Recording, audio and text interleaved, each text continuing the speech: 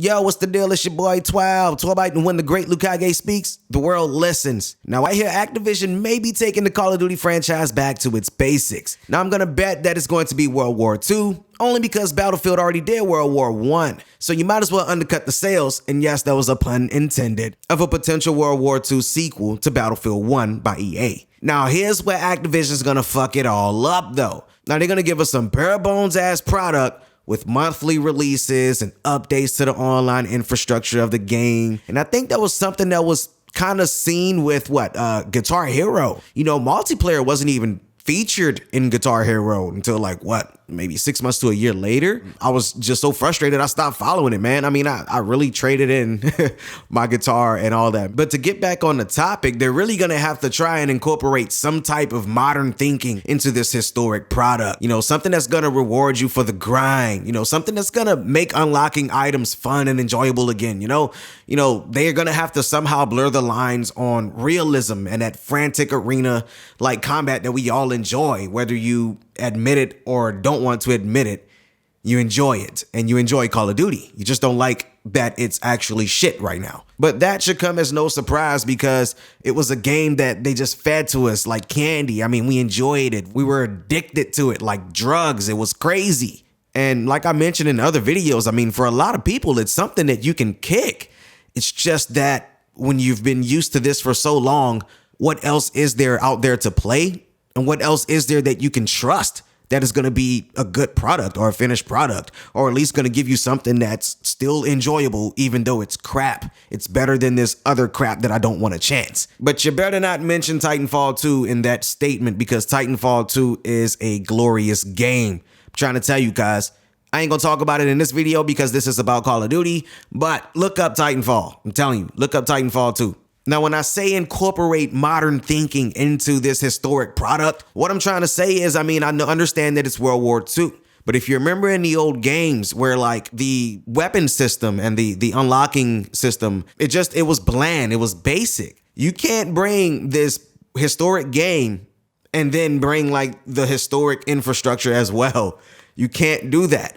Look at how Battlefield reshaped everything. Battlefield learned from every game that it put out and incorporated a lot of features into them. They kept the ones that worked. They maybe kept a few that didn't work, but I mean, overall, they kept the ones that worked.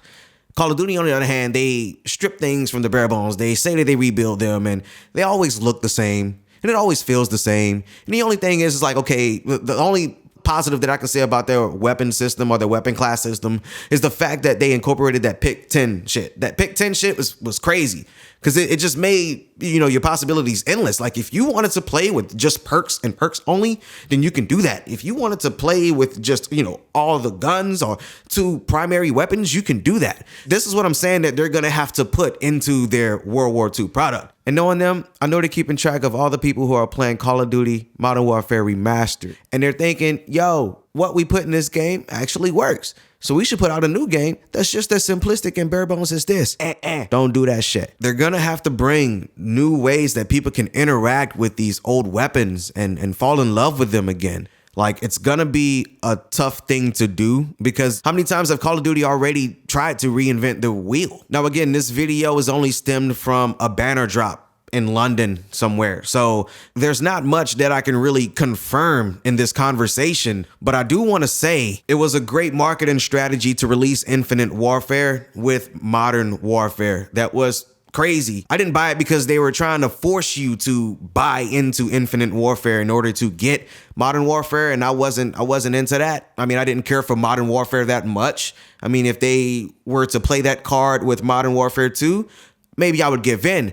But speaking of that, if Activision released a legacy pack with Modern Warfare 2 Remastered, it's almost 100% guaranteed that it will sell well, just on refinements and nostalgia alone. But if they do release it alongside their next installment, I mean, it has to be better than Modern Warfare 2 Remastered. It has to offer something that gamers can enjoy equally or more than Modern Warfare 2 Remastered. If they can't do that, then I really don't believe that the next Call of Duty installment will sell well, because a lot of people done already got their fix, like me. I mean, I'm done with Call of Duty if they fail on this, But I will say that unless they popped off with a Blops Remastered, which is one of the Call of Duties that I probably hated the most, but I know it was beloved by many, If they popped off with that, then, you know, maybe Activision can have another shot in the dark. But again, there's no telling where Activision and the devs are looking to take the next Call of Duty installment.